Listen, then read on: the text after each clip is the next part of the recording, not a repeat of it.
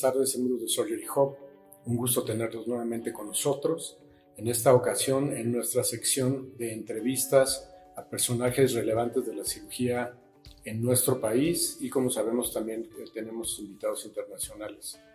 En este mes y siguiendo importante causa para Surgery Hub, lo que es la inclusión de género, ya tuvimos el webinar con las destacadas cirujanas internacionales que se encuentran en otros países y con las cirujanas mexicanas, y también viene muy ad hoc por el Día Internacional de la Mujer la semana entrante. De tal manera que tenemos el gusto y el privilegio de tener para la entrevista del día de hoy a la doctora Elena López Gavito. La doctora López Gavito es una cirujana connotada de nuestro país que, dentro de todas las credenciales que tiene, ha sido presidenta de la Asociación Mexicana de Cirugía General, ha sido la secretaria ejecutiva de la Federación Mexicana de Colegios de Especialistas en Cirugía General. Ella tiene la particularidad, además de ser doctora y cirujano, es abogada. La doctora estudió leyes también y es nuestra asesora legal en la Asociación Mexicana de Cirugía General, además de que tiene puestos relevantes en el estado de Sinaloa como asesora en leyes y especialmente en lo que tiene que ver con temas médicos.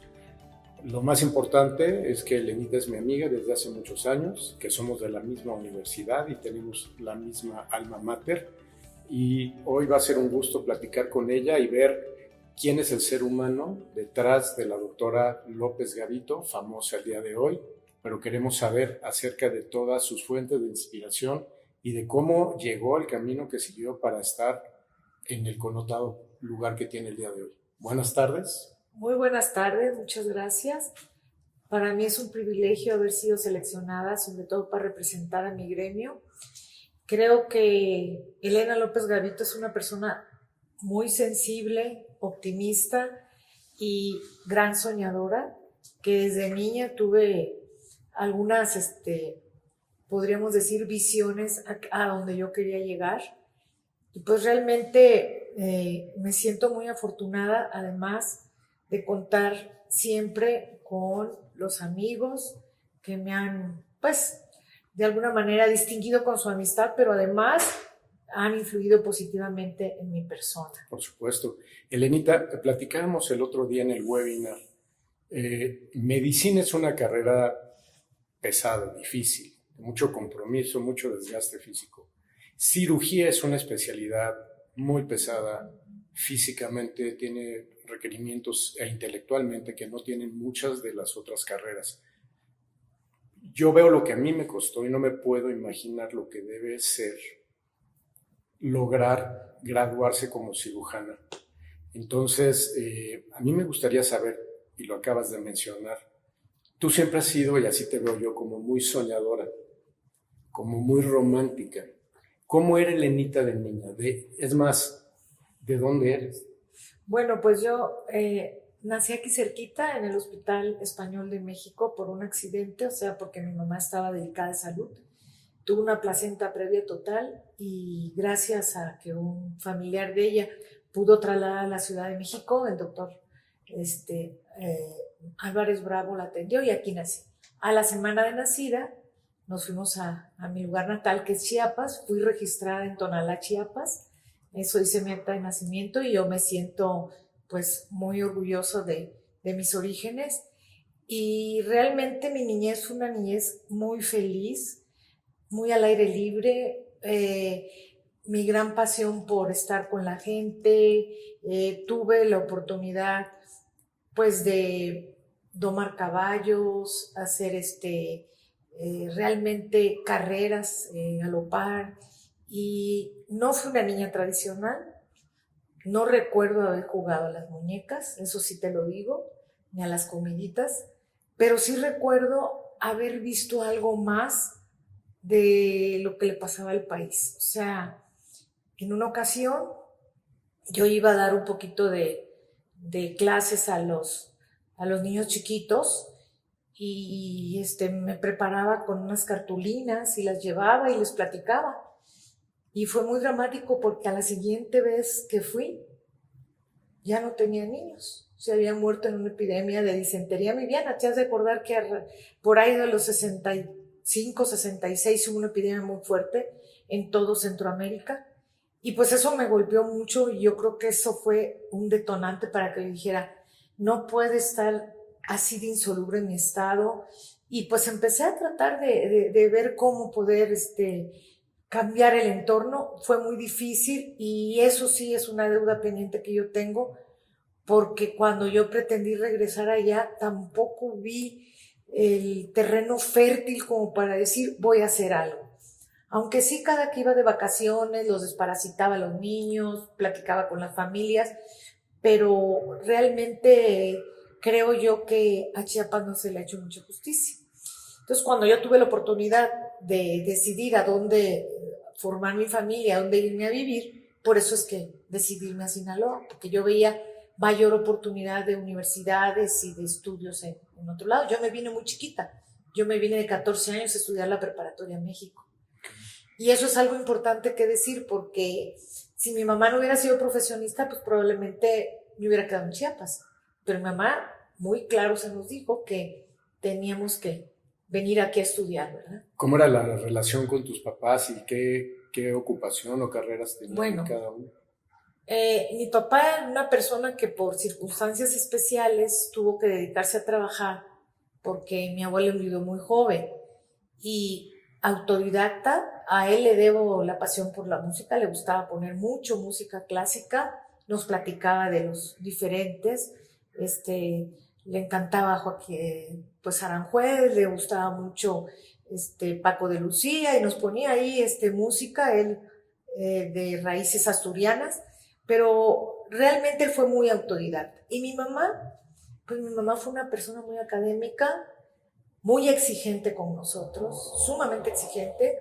Ella se graduó con honores en la UNAM, fue de las primeras cirujanas odontólogas que fue egresada de la UNAM, inclusive compañera de la prepa de Ruy Pérez Tamayo, y de Agustín Chévez y de otros connotados doctores, pero realmente para ella estudiar era como el respirar.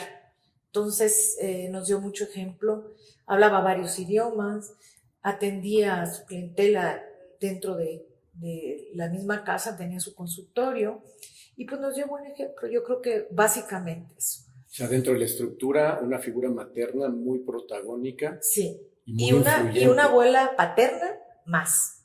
Mi abuela paterna viene muy joven de España y pues logró consolidar la economía de la familia, y cuando yo quise estudiar me dijo, yo te voy a becar, nada más requiero que tengas buenas calificaciones. Y mi abuela tenía el carácter muy alegre, muy bonito, pero también era exigente.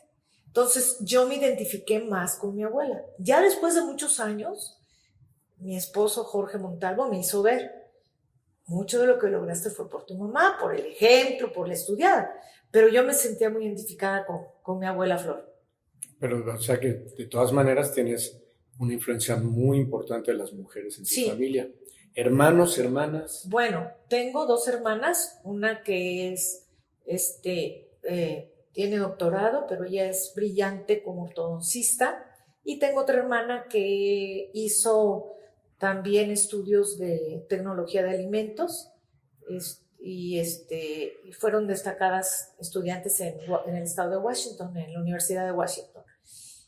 Tengo un hermano que falleció el año pasado, que estudió agronomía, y creo yo que algo que también debo mencionar es la influencia en la familia de un hermano de mi mamá, que era eminentemente clínico. De ver caminar a alguien ya decía qué padecimiento tenía. Tenía muy buen juicio clínico y él fue 2 veces presidente municipal de Tonalá. Tenía mucho don. Él me invitaba mucho a ir a sus reuniones y les decía, a ver, platícales cómo se integra la audición. Yo memorizaba páginas enteras y me daba moneditas de premio, hasta que lo cachó mi mamá y le dijo, te pido, hermano, que no lo hagas porque pues eso que la tengas memorizando y haciéndola como si fuera un muñequito de pilas, no me parece. Pero él fue un gran médico y pues muy respetado en su localidad. Y creo que ahí también ya se reforzó mi vocación de cirugía, porque él tenía tenía ese don para operar también. Pero entonces tu vida familiar con tus hermanas, hermanos, agradable, Muy bonito, agradable, estable. muy agradable. ¿Alguna frustración que te acuerdes cuando eras niña o eres una niña feliz, realizada? Totalmente realizada. ¿Tenías hobbies de niña? Mira, yo recuerdo que escuchaba mucho música. A donde vivíamos, pues todavía no llegaba la señal de televisión. Y a mí me regalaron un radio Majestic y ahí escuchaba yo música. Y en la noche, las estaciones de onda corta y onda larga, y mucho también narrativa de partidos de fútbol. Imagínate oír un partido de fútbol, ¿no? Pero realmente yo creo que de niña mi pasión fue la música, de niña. Y viene entonces la adolescencia. Por lo que nos estás contando, ya te viniste a vivir acá a la Ciudad de México. Pero antes de vivir fue muy inquieta. Yo creo que haber sido muy difícil para mi mamá porque yo andaba por todos lados, ¿verdad? A pesar de que, claro que era muy seguro, era un lugar muy seguro y yo podía visitar a mis tías y yo andaba viendo qué hacían en cada casa para decidir qué comer, ¿verdad? Y sí creo yo que fui una niña inquieta y hasta la fecha creo que como que tengo todavía una niña dentro. Sí la tienes. Y se acabó la niña, entonces te tuviste que... Venir a México, estuve interna en un colegio 3 años. O sea, llegaste y te quedaste en interna un en el colegio. ¿Cómo decidiste que era momento de venir a México y qué es lo que estabas buscando? ¿Qué te movió si eras una niña tan feliz allá? ¿Tiene que haber existido algún tipo de estímulo o era tu visión? ¿Por qué decidiste venirte para acá? Bueno, tenía 2 opciones, irme a Monterrey con mis abuelos o quedarme aquí, pero como aquí estaba mi hermano, entonces yo decidí quedarme aquí para verlo por lo menos los fines de semana y porque me sentía yo que estaba más cerca de Chiapas en un momento dado, que íbamos una vez al año. Claro. Yo creo que el interés por estudiar, porque yo quería estudiar la preparatoria y quería estudiar medicina desde esa época.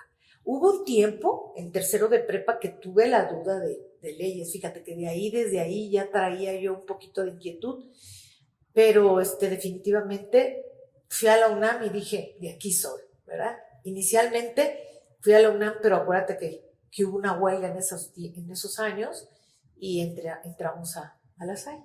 ¿Por qué tenías las cosquillas de leyes? Es obvio que había cierta influencia del lado de las ciencias biológicas para ti, con la mamá del lado de la odontología, el tío doctor que te impactaba, pero ¿y las leyes? Bueno, creo yo que empezó ese gusanito porque tuve un muy buen maestro de Derecho Positivo mexicano, un abogado de apellido Carpinteiro, que nos ponía a discutir y realmente yo creo que en el fondo algo de un compromiso social, como que yo pensaba que podía hacer algo con la carrera de leyes. Pero en la balanza siempre estuvo primero medicina. Siempre. Pero sí el hecho de, sobre todo, me llamaba mucho la atención un detalle, que de $1 que recauda la Federación de Impuestos, solo regresan 10 centavos al municipio. Entonces, desde ahí yo ya decía, bueno, pero ¿por qué todo centralizado? Todo eso ya tenía yo algunas ideas. Otra cosa que me llamaba mucho la atención es que si había 3 presas en mi estado y la energía eléctrica salía de allá, ¿por qué había poblaciones sin luz? O sea, no lo podía yo entender. Entonces yo creo que era un poquito esa inquietud. Ok, y entonces ya decides venirte para acá, pero estás en la flor, ¿cómo se dice? En la edad de florecer, te vuelves adolescente aquí.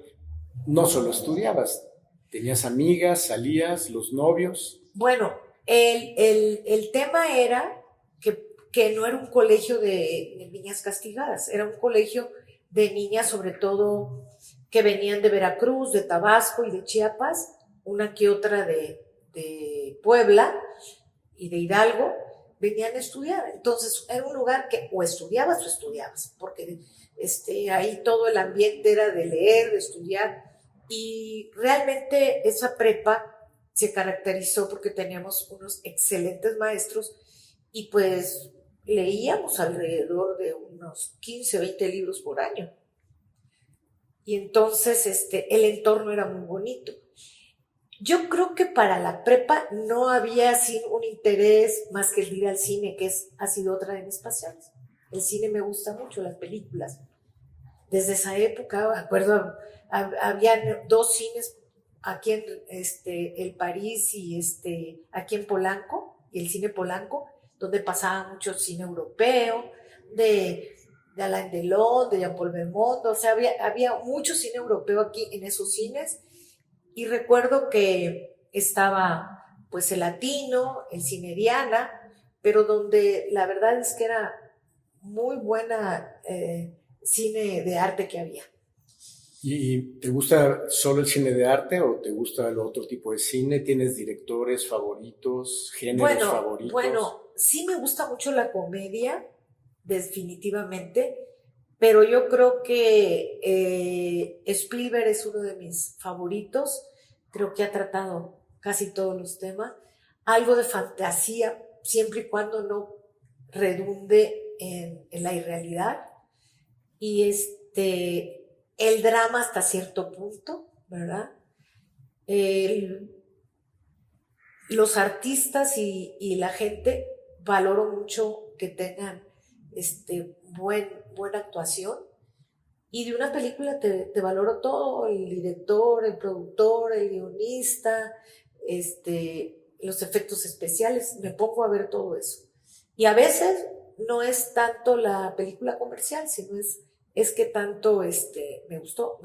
Recientemente vi una que se llama The Tender Bar, que el director es George Clooney, que actúa Ben Affleck, que está muy, muy bonita porque habla de temas, la influencia de un tío sobre un sobrino, y es un caso de la vida real. Me gusta mucho. ¿Te gustan las películas de juicios, supongo? He visto la mayoría de las películas que tienen que ver con médicos y con abogados. Sí, he visto varias. Vi la del juez, vi, por ejemplo, algunas que se presume inocente, algunas que han tenido que ver con litigios. Pero pues ahí también, cuando estudié Derecho, aprendí que el litigio que se ve en el cine no es el litigio que se ve en la vida real. Es igual de absurdo que lo que vemos que sucede en medicina en las películas, que uno se pregunta si lo hacen a propósito, que todo salga tan irreal a una práctica, o si es que no se asesoran bien, porque tú ves películas que tienen que ver con medicina y la verdad es que ves pacientes politraumatizados muriendo que están con una mascarilla. ¿Es igual de absurdo la manera en que... No, fíjate que no. Lo que sucede es que en el área de la aplicación de la justicia hay diferentes escuelas, y el cine que nos llega, sobre todo de Hollywood, es muy analógico, y en México no existe la analogía al juzgar. Se juzga estrictamente apegado a derecho, a la ley. Entonces, pues vemos algo fantasioso que aquí no se aplica. Ok. Además del cine, ¿tenías algún otro hobby? ¿Ya tenías tu grupo de amigos? ¿Tenías novios? ¿Qué más hacías en esa edad? ¿O solo estudiabas? Pues sí, fui media ratoncita de estudio, pero también fui muy amiguera. Yo creo que más que decir que muchos novios, tenía yo muchos amigos, y muy buenos amigos.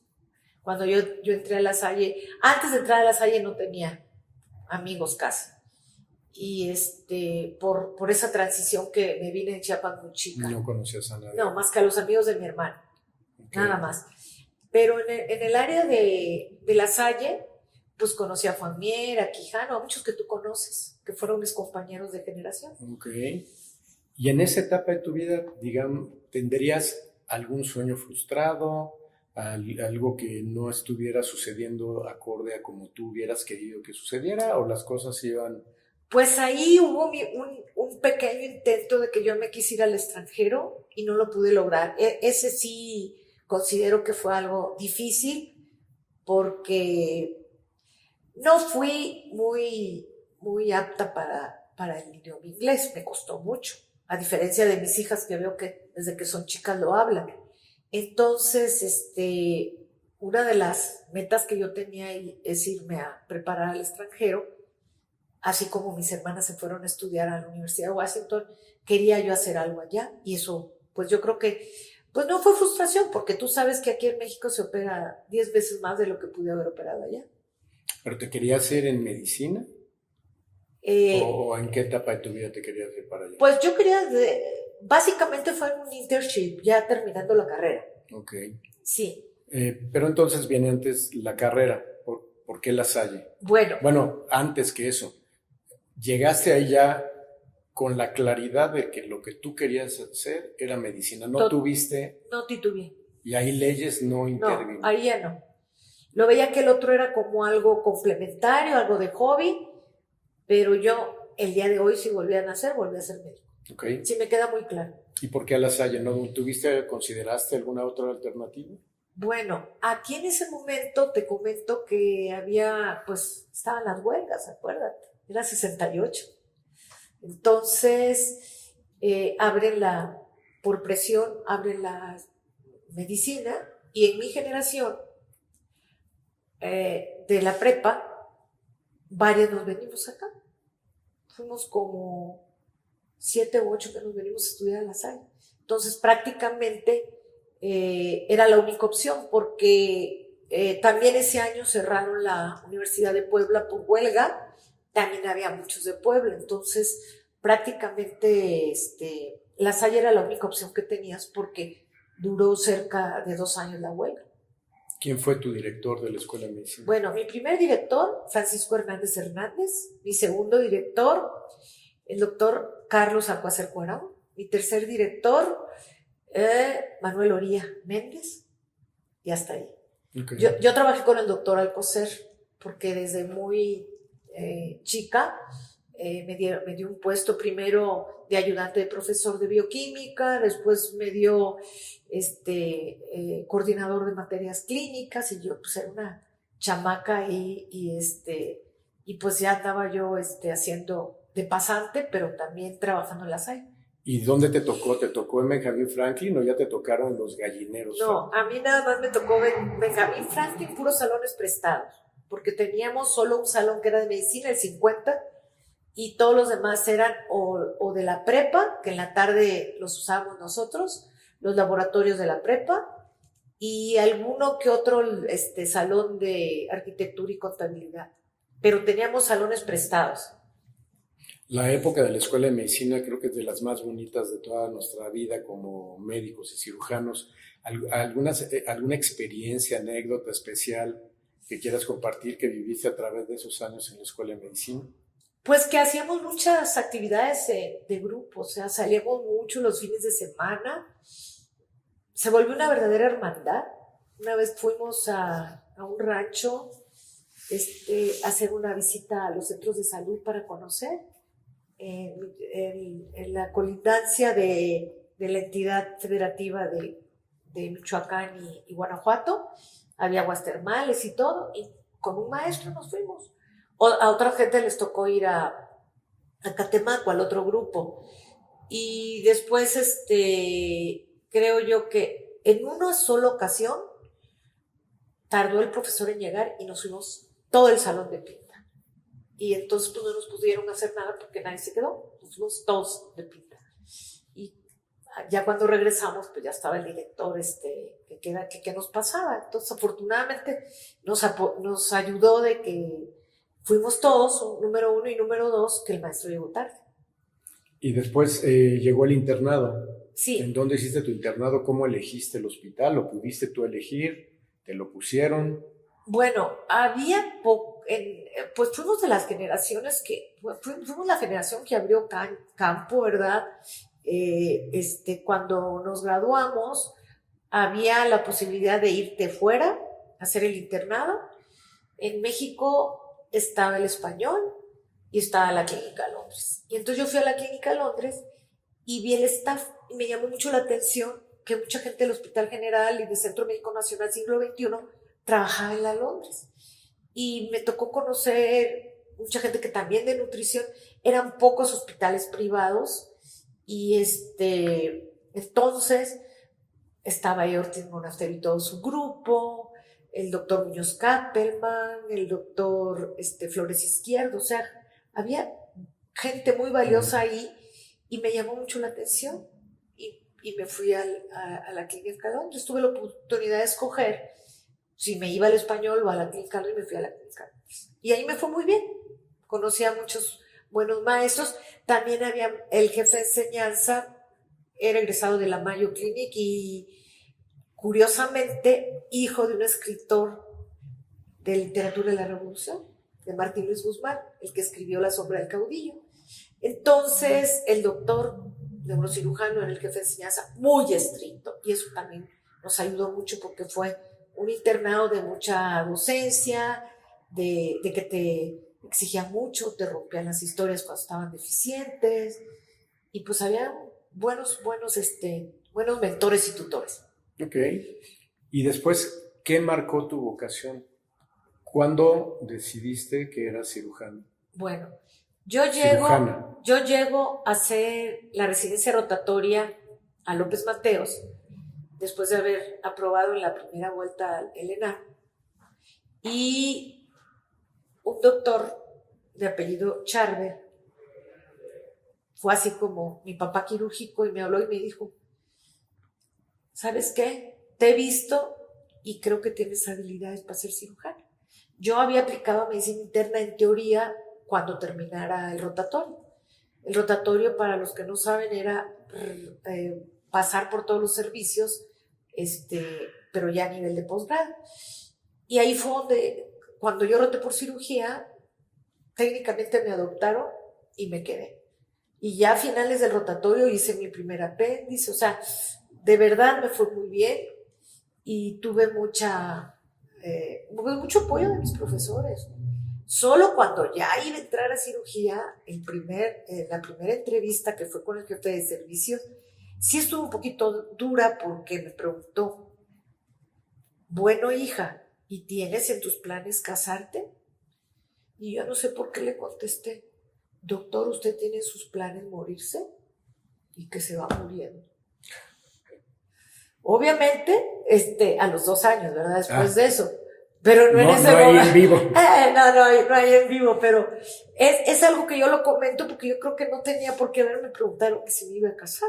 Yo estaba muy joven, yo tenía 22 años y yo no encuentro por qué me preguntaba si me iba a casar, puesto que a los demás compañeros a ninguno le preguntó si era casado o si iba a casar. ¿Y tenías planes de casarte? No tenía Hasta ahí no estabas pensando en esto. No.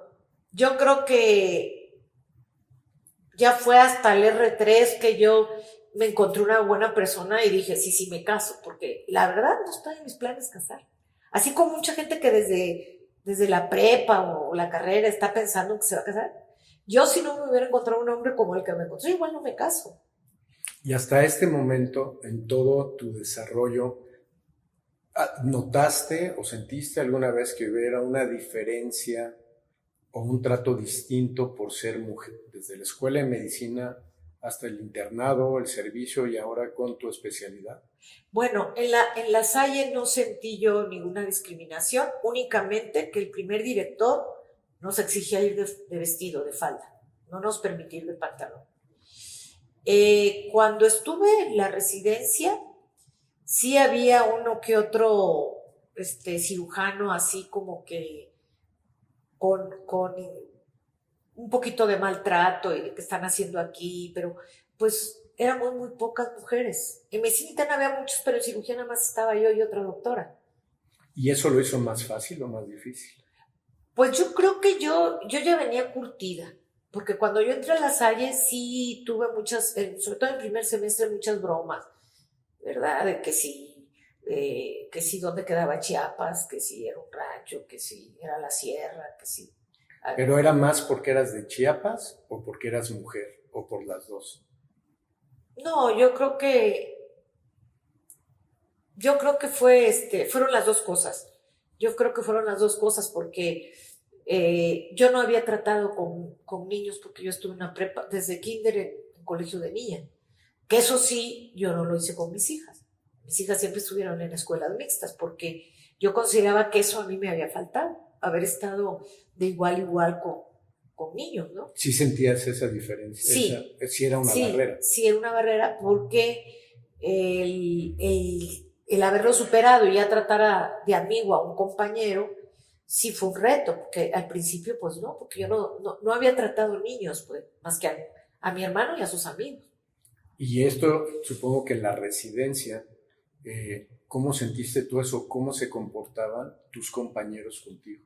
Bueno, ya cuando llegué a la residencia, yo ya para esto ya traía muchos amigos en La Salle y llegué sola.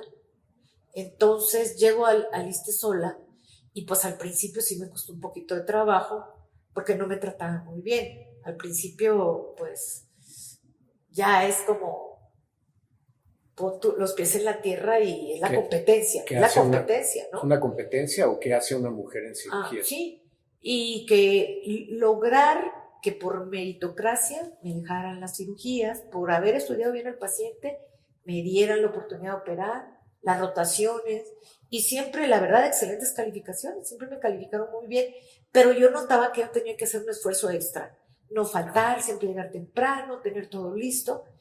Yo no recuerdo haber faltado en todos los años de residente, ni haber llegado tarde.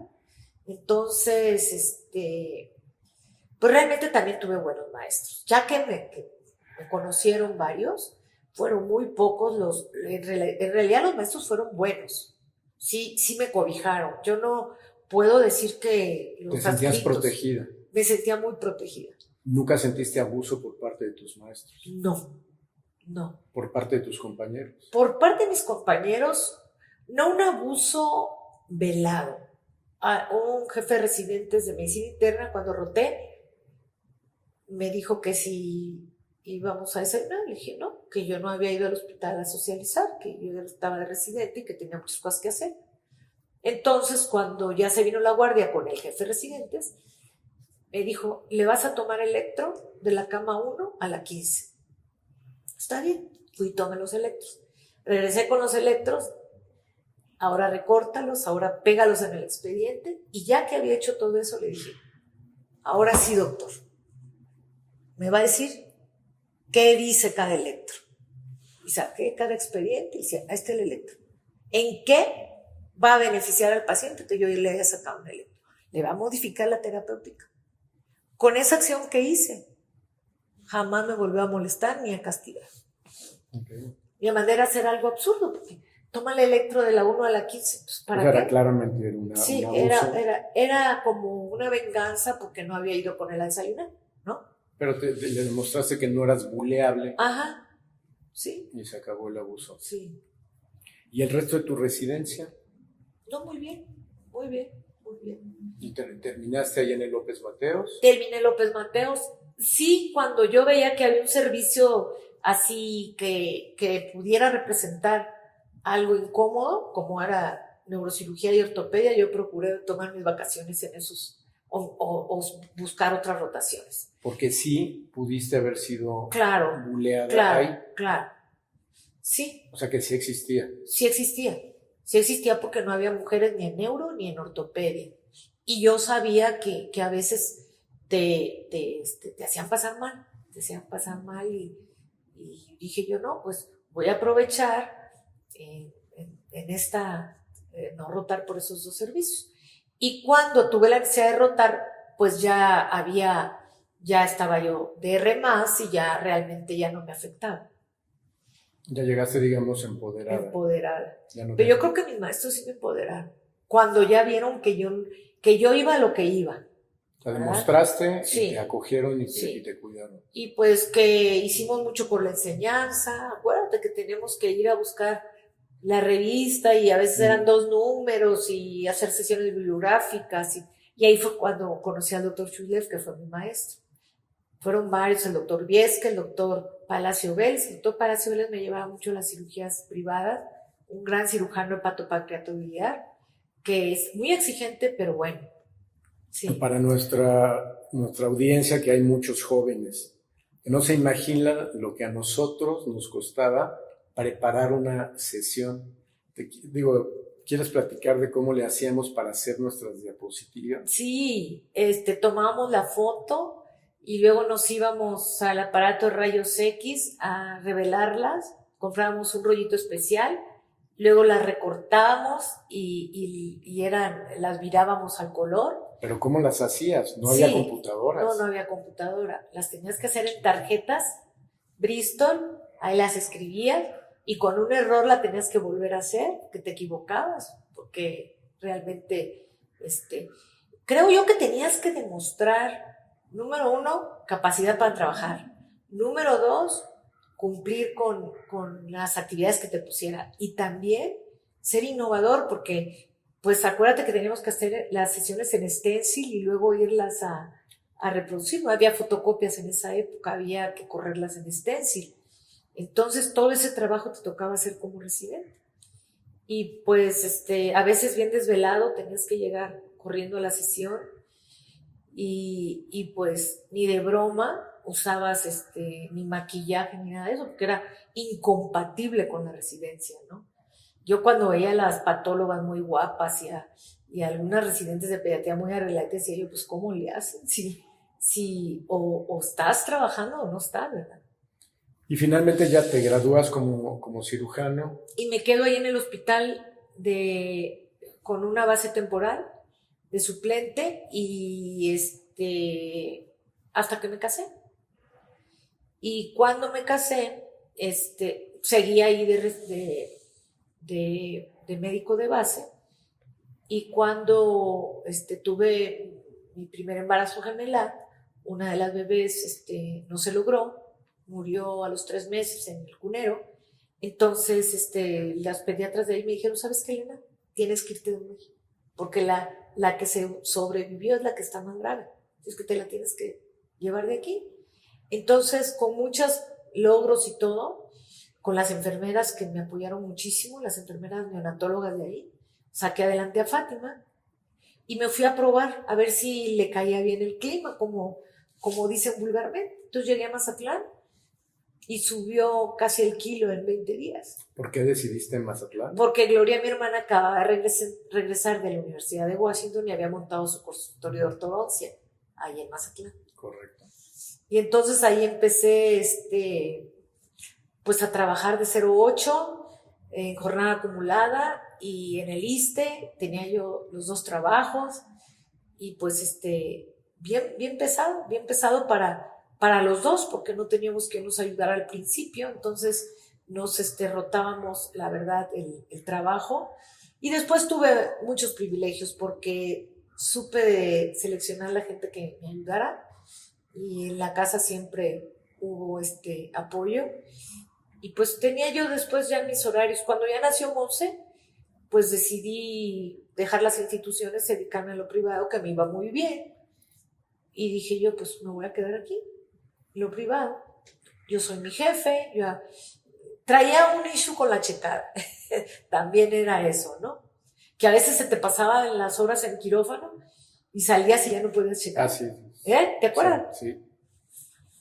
Y se me hacía eso pues como mal, ¿no? Como que si estás operando y salgas y no te dejen checar la salud. Y te gradúas y después, 20 años después, decides estudiar leyes. Sí. ¿Cómo pasa eso? Bueno, primero porque yo ya empezaba a notar que necesitaba hacer algo. Ya mis hijas ya terminaban solitas la tarea, porque yo era de las mamás que me sentaba casi con una regla ahí en la cocina a que hicieran las tareas, ¿no? Llegó un momento en que ellas ya empezaron a hacer sus trabajos solas y les daba de merendar y yo me iba a la escuela. porque había dos opciones, o pagaba psicólogo o psiquiatra, o me iba a hacer algo, ¿no? Porque siempre he sido muy inquieta y con demasiada energía. Entonces, yo por ahí de las 6 de la tarde ya me estaba aplicando el ojo, decía, ¿qué hago? Y por otro lado, tristemente no embonaba en las pláticas de mis amigas sociales, las mamás de las niñas del salón de mis hijas, pues traían otro esquema y pues al principio, pues platicábamos hasta que me dijeron, ¿sabes qué? Tú no cuentas problemas, tú no tienes problemas, pues se nos hace muy raro, ya no te vamos a invitar, casi, ¿no? Entonces, primero lo hice como una prueba.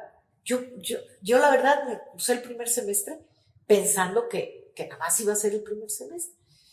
Y como fue la prueba, realmente seguí y a medida que seguí me fue gustando mucho, porque sentí que era una disciplina que te cambiaba la visión y que estaba en todas las actividades del ser humano.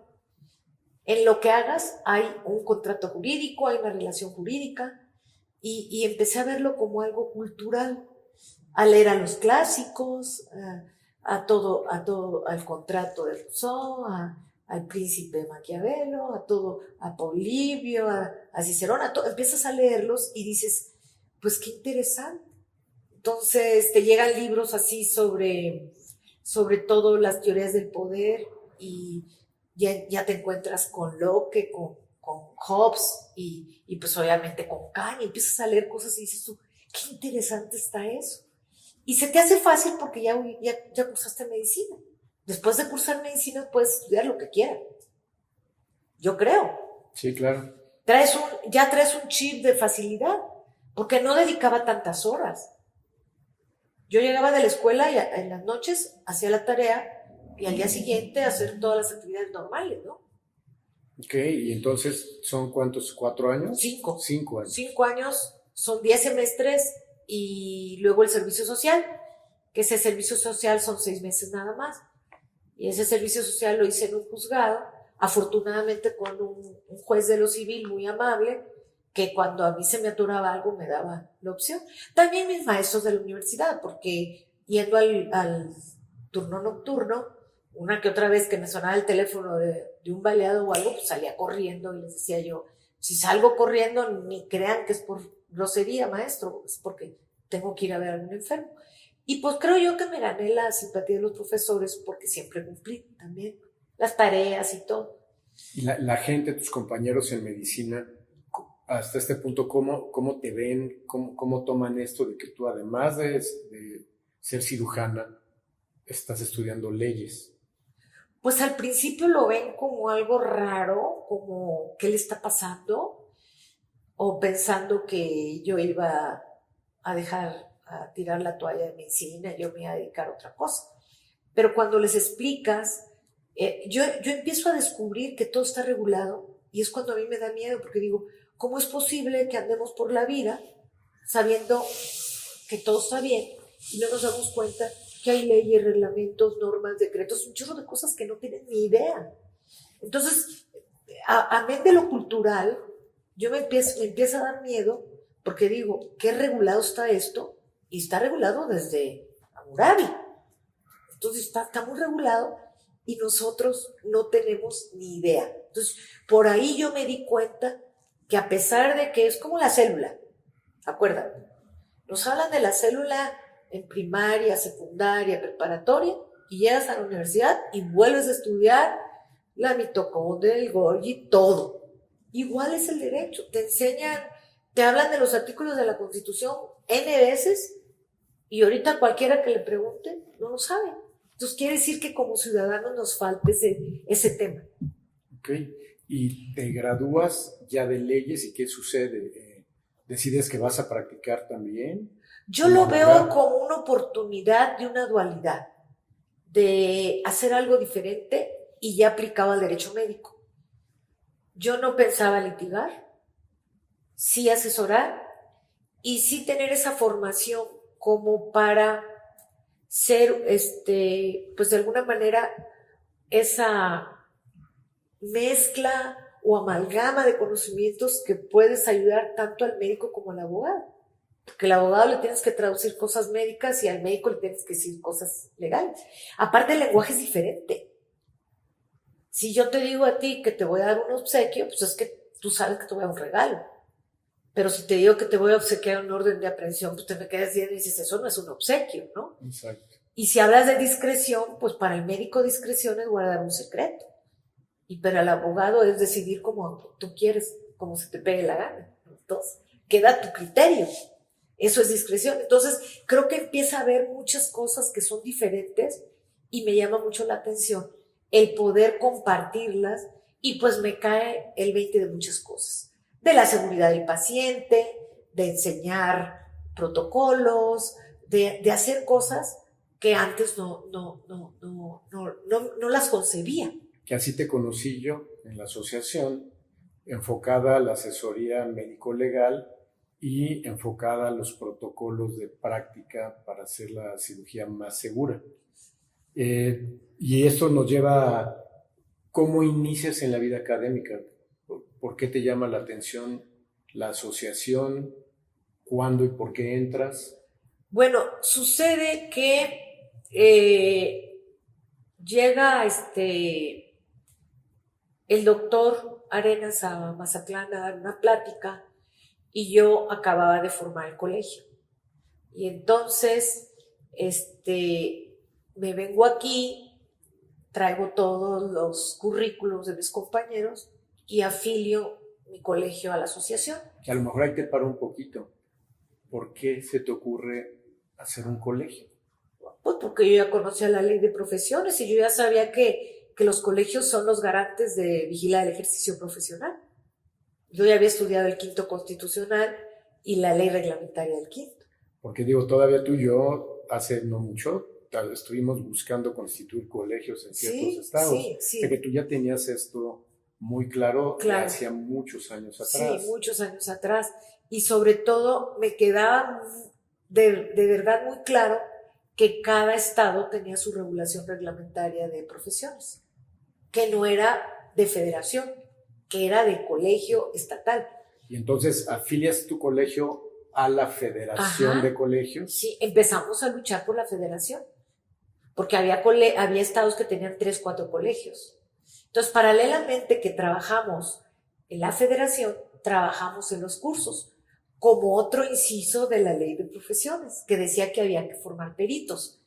O sea, de participar todo esto surge de algo que está en la ley, en el artículo 50 de la ley de profesiones, que dice que cada colegio debe formar peritos, vigilar el ejercicio profesional, tener contacto con las iniciativas de ley, cosa que tú te acercaste al Senado en tu gestión y que ahorita, gracias a una invitación, acudí al Parlamento a lo de objeción de conciencia, que ahorita eso es lo que está pendiente de legislar, ¿verdad? El permitir que no te impongan un criterio cuando existe un derecho natural y una ética profesional y un profesionalismo que va de la mano con la ética. Claro, y a lo mejor para seguir con la secuencia de cómo entraste a la asociación y la trayectoria que seguiste, pero dejando aparte que te quería preguntar yo al final, que nos dijeras en tu manera de pensar, y ya me dijiste una, ¿cuáles otras cuestiones médico-legales requieren acción de nuestra parte? O si quieres nos metemos en eso y luego volvemos a la asociación. Sí, o te termino rápidamente eso. Después de eso, sube Mier de presidente y me invita a ser vocal.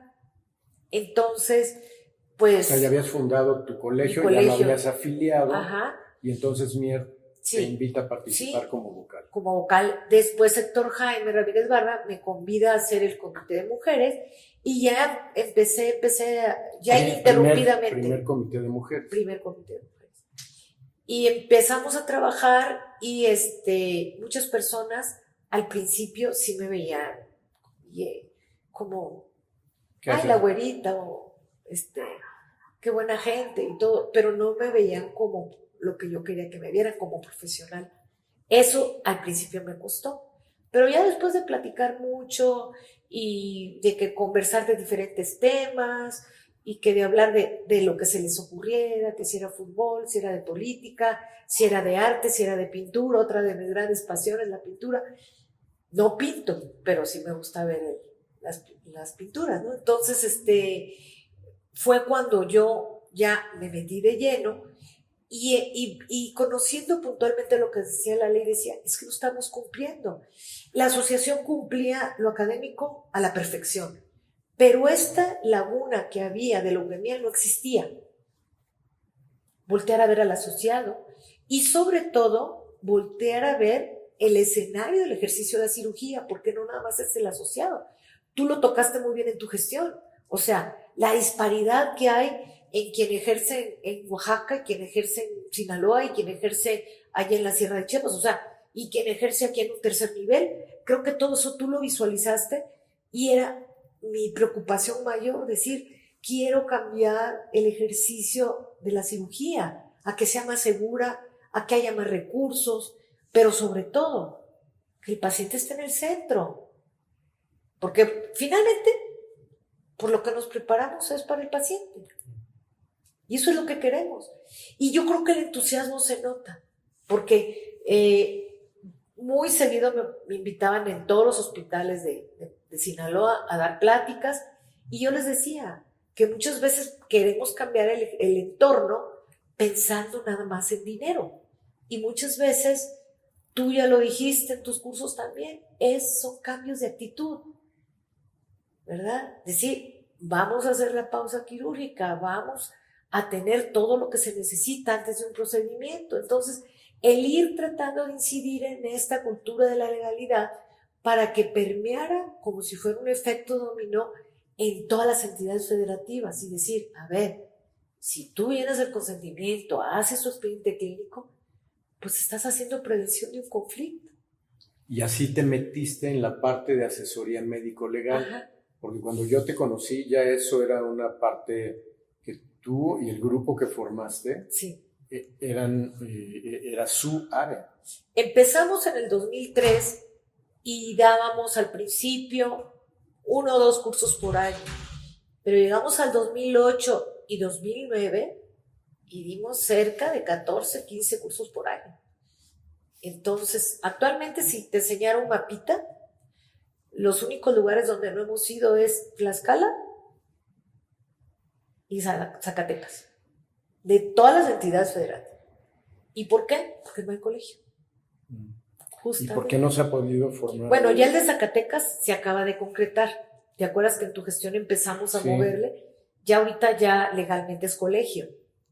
Pues porque se requiere de ese interés gremial de formar el colegio y sobre todo de darle continuidad en actividades académicas y también de labor social, porque esa parte también creo yo que a ti se te ocurrió y que es algo que debemos trabajar, es por ejemplo lo que los colegios pueden hacer de regresar a la comunidad, los aspectos de cirugía comunitaria, cirugía global, pero pues que estamos atados de manos porque nos faltan recursos. Claro. Y entonces después me queda claro que hacías una labor que era muy notoria de lo que era tu área, pero te vi muchos años haciendo esto, dando los cursos de médico legal, formando peritos, llevando todo lo de práctica pegada a guías, cómo debía ser jurídicamente la forma más correcta, y cuándo cambia la trayectoria y te empiezas a perfilar para ser la presidenta. Bueno, conociendo los estatutos, yo ya me había dado cuenta que yo cumplía con los requisitos, que era nada más hablar con mi familia y ver en qué momento fuera el idóneo. ¿Pero alguna vez se te había ocurrido que podías ser la presidenta de la asociación? Sí, porque cuando tú dices, quiero a la asociación, he trabajado por la asociación y tengo las creencias, no solo puedo, sino que también quiero, se unen los dos factores. Lo único que me faltaba era conversarlo con mi familia, tomando en cuenta, lo platicamos el León un día en una cena tú y yo, que fuera el momento idóneo para que yo pudiera pues estar tanto tiempo fuera de casa. Claro. Y aún así, estando fuera de casa, que no hiciera falta nada de lo elemental, dejar todo organizadito para que no faltara nada y todo estuviera en orden, ¿no? Entonces, yo lo platiqué y pues mi esposo fue un motor muy importante, me dijo, claro que sí. ¿Hubo algo un día que te dijo, una voz interna que te dijo, llegó tu momento? ¿Hubo algún evento? ¿Algo marcó el que decidieras, me toca? Bueno, la intervención, sobre todo de algunos compañeros, Abraham Pulido, cuando yo estoy de segunda secretaria, ya me empieza a decir, oye, ponte a trabajar porque ya hace falta que te definas qué es lo que quieres. Y pues bueno, tuve la maravilla de que la mayoría de ustedes me apoyaron y me apoyaron en base a los 17 puestos de mesa directiva que yo había tenido. No fue de un día para otro. Claro. Y realmente creo yo que cuando ya entré, yo ya sentí muy, muy cálido el ambiente en relación a este grupo que tenemos de amigos, de que me decían la verdad, de que realmente las sugerencias eran todas muy atinadas, que no había eso de que porque era yo mujer, me trataran con algún menosprecio. No, muy bien, pero pues realmente fue dejarme ayudar y buscar a las mejores personas en mi equipo. Entonces yo creo que eso a veces es un poquito controversial, porque hace unos días que estaban hablando de liderazgo decían, lo mejor es que estén con los que estás acostumbrados a trabajar. Y yo dije, no, hay que buscar a las personas que tengan las mejores credenciales para hacer lo mejor de tu gestión. Entonces eso ya fue un reto, porque normalmente en las agrupaciones, cuando tú integras una mesa, pues integras con tus compañeros, tus amigos, los más cercanos, los que estuvieron contigo en la residencia, pero pues yo escogí de nutrición, escogí militares, escogí del ISSSTE, escogí del Hospital General, escogí del Centro Médico Nacional, escogí de provincia, o sea, escogí de todas partes para ser incluyente, muy ad hoc al tema que hablas de inclusión. Claro, y te iba a preguntar eso, aparentemente a través de tu vida, ¿no tuviste realmente como mujer mucho impacto negativo? No. Y sin embargo, yo me he dado cuenta a través de lo que te conozco, que siempre estás haciendo una labor muy defensora y para dar proyección a las mujeres. ¿Tú por qué decides tomar este papel si personalmente como que a ti no te pasó nada muy serio, no te hicieron una gran discriminación por ser mujer? ¿Qué es lo que has captado? ¿Cuál es tu visión de que tienes este papel tan activo en estar ayudando a las doctoras, a las cirujanos? Bueno, creo yo que algo hay en mí que siempre he tenido el sentido de proteger. Tú eres papá de dos brillantes mujeres y yo tuve la oportunidad de tener 3 hijas. Entonces hay un momento en que empiezo a darme cuenta que el problema está latente y existe. Y como que había lugares en donde se trataba de matizar para que no se notara que había problemas. Entonces yo lo único que hice fue hacer la apertura. ¿Para qué?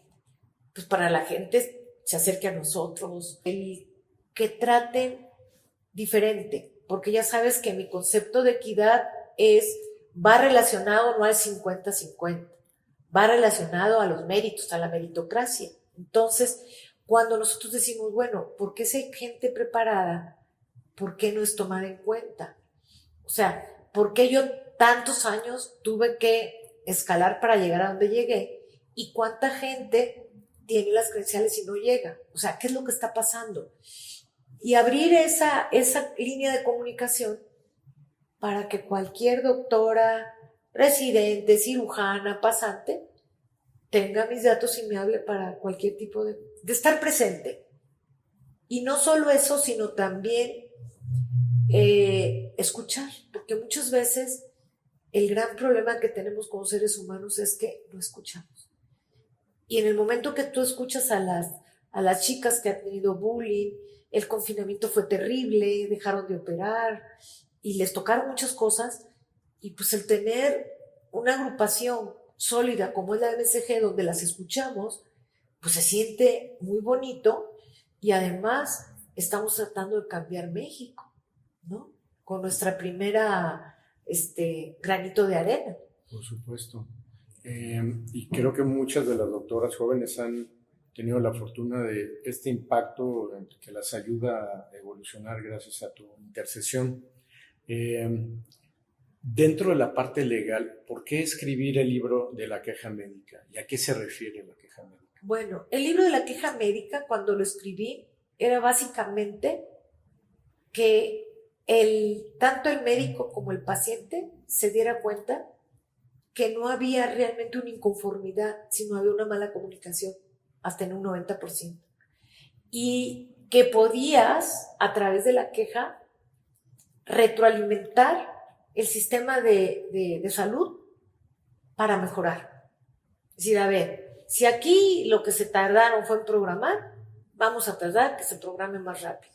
Si aquí lo que se tardó fue en integrar un diagnóstico, vamos a hacer más sólido el juicio clínico. Entonces, la queja es una oportunidad para crecer una institución y para que el médico del cual sufre una queja madure y la acepte y se transforme y cambie.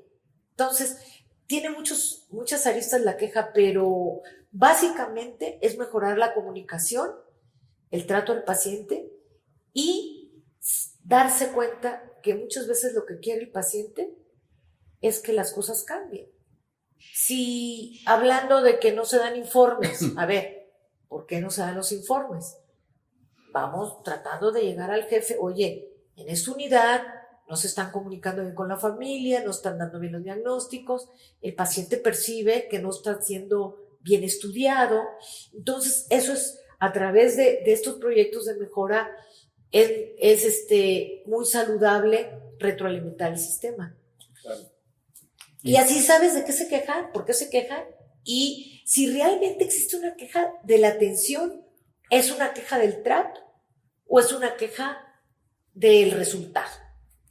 Y entonces vamos analizando todo eso y hablamos de porcentajes de satisfacción. A ver, ¿usted qué tan satisfecho está? Hago una escala del 1 al 10. Y entonces así vas acercando y llega la siguiente etapa, que es fungir como conciliador y mediadora, que es prácticamente lo que los últimos años yo hice en la Comisión de Arbitraje Médico, que nadie me enseñó, que yo tuve que aprender. Bueno, sí hubo una española que vino a quedarnos un curso de mediación que nos habló muy bien de qué debemos hacer, ver al paciente a los ojos, tratar de llegar al corazón de la persona para poder resolver un conflicto. Porque la idea que yo tengo es de no judicializar el conflicto. Si hubo una buena relación médico-paciente, ¿por qué no rescatarla? ¿Por qué ir a un tribunal pudiendo llegar a un acuerdo amistoso? Claro. Pero de todas maneras, todo esto te llevó al extremo de ser perito. Claro. ¿Cómo te conviertes en perito? Bueno, cuando a mí me empiezan a pedir opiniones, yo me doy cuenta que el ser perito no nada más es saber medicina y cirugía y evidencia científica, sino cómo mostrar esa evidencia al juzgador. Yo le tengo que, en poquitos renglones, decir, cumplió con sus obligaciones de medios, hizo lo correcto o no hizo lo correcto, porque el perito no juzga. Entonces es un método científico donde tú tienes que analizar, primero leer expedientes de a veces 700, 800 hojas, después hacer una línea del tiempo y decir, esto me sirve, esto no me sirve, y llegas al momento dorado donde dices, aquí estuvo el problema. y analizas el problema si fue durante la intervención, antes de la intervención o después de la intervención. Entonces, tú con todo esto, esta metodología, tienes que correlacionar lo científico con lo que está actuado, y todo esto tiene que ser evidencia científica y hacer un análisis que tenga que ver con el caso concreto. Entonces, por eso es que un peritaje es diferente a otro, no es una receta de cocina. Entonces, tú te metes, pueden haber 3 casos muy parecidos y sin embargo, finalmente se resuelve diferente. Entonces, esto me llamó muchísimo la atención porque volvemos al tema. Tienes que hacer ciencia y tienes que estudiar. Para ser un buen perito, tienes que saber mucha medicina y cirugía. Por supuesto. ¿Y cómo esto te ha llevado a ser una figura empoderada dentro del campo de la cirugía, que domina toda la parte legal como asesora y como enlace? O sea, eres una figura en esta parte, una figura de muchísima asesoría al grupo médico y dentro de una agrupación médica tan importante como la Asociación Mexicana de Cirugía General. Porque anteriormente pensaba que un maestro brillante, el que tú quieras que fue maestro tuyo de ahí del hospital de especialidades, lo llamaban en un juzgado y le daban la torre al médico, porque se basaba exclusivamente en lo que era como un caso de cómo lo hago yo, o era un caso típico de una sesión de morbimortalidad. Y eso no es un peritaje, porque tienes que analizar las circunstancias de modo, de tiempo y de lugar. No es lo mismo lo que ya dijimos, un Centro Médico Nacional siglo XXI, que un hospital de zona o que una zona rural cuando van a hacer prácticas de campo. Entonces, tú te metes a eso y ya no es tu real saber entender, sino es la ciencia jurídica aplicada para dar un elemento al juez, ilustrarlo. La función del perito es ilustrar al juez. Entonces yo me daba cuenta que había peritajes de grandes autores y grandes autores de libros y de artículos que terminaban fastidiando al pobre cirujano, porque estaban nada más diciendo que todo lo había hecho mal y que no había hecho esto y no había hecho esto. Y no era una sesión de cómo lo hago yo, era ver en ese caso concreto cómo pasó una lesión inadvertida de duodeno sin darse cuenta, operando con un interno, con la luz mala, con una cavidad, con una pérdida importante de sangre, por una herida de proyectil de arma de fuego, y que lo que vas a hacer es control de daños. Eso, explicárselo al juez, que no es lo mismo operar en la mañana, en la tarde que en la noche.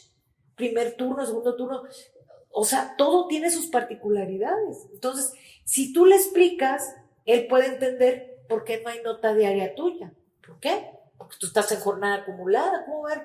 Tú vas a tener notas de sábado y domingo. Entonces, todo eso nosotros lo fuimos innovando porque la mayoría de los peritajes eran darle en la torre al pobre médico, al pobre cirujano, sin tomar en cuenta si operaba con un interno, si operaba ni siquiera con un interno, a veces hasta con una enfermera. Entonces, Elenita, de las iniciativas de ley que platicábamos, ¿en cuáles tú crees que necesitamos meternos como gremio para que haya un cambio y tener un impacto más importante en leyes que nos protejan como médicos? Pues bueno, yo creo que el tener mayor seguridad jurídica, este artículo que está ahorita en el Senado, de que se aplique el criterio no desde el punto de vista penal, sino administrativo, sería buena opción.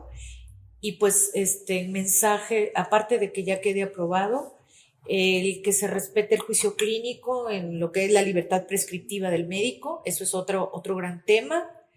Y también el de la libertad de conciencia, porque si bien es cierto que puedes tú creer en lo que se te ocurra, yo creo que hay cuestiones éticas que no tienen forzosamente que estar ligado a creencias, están ligados al profesionalismo, ¿verdad? Por supuesto. Y estamos llegando al final. Estoy seguro que a través de tu vida ha habido personajes de la medicina o de la cirugía, tanto de nuestro país como del mundo, que han tenido un impacto en tu formación. ¿A quién has admirado? ¿Quién te ha inspirado? ¿Como quién quisieras ser? Bueno, yo creo que compartimos un prócer, bueno, primero a Madame Curie por todas las circunstancias, ¿no? Yo creo que entre más leo de ella, hay una novela española muy padre que es la historia de ella y con mucha novela alrededor, pero está bastante interesante, y de Rosa Montero. Y yo creo que Halsted, yo siempre desde estudiante de medicina, ni siquiera soñaba con ser cirujana, siempre admiré mucho a Halsted y creo yo que, amén de que fue el creador de las residencias junto con Osler y todo eso, creo que nos dio un gran legado. Y no hay que desacreditarlo, porque hay mucha gente que se ha dedicado a veces a comentar cosas acerca de sus debilidades, pero yo creo que sus fortalezas y lo que nos legó es más grande de cualquier situación que pueda haber, ¿verdad?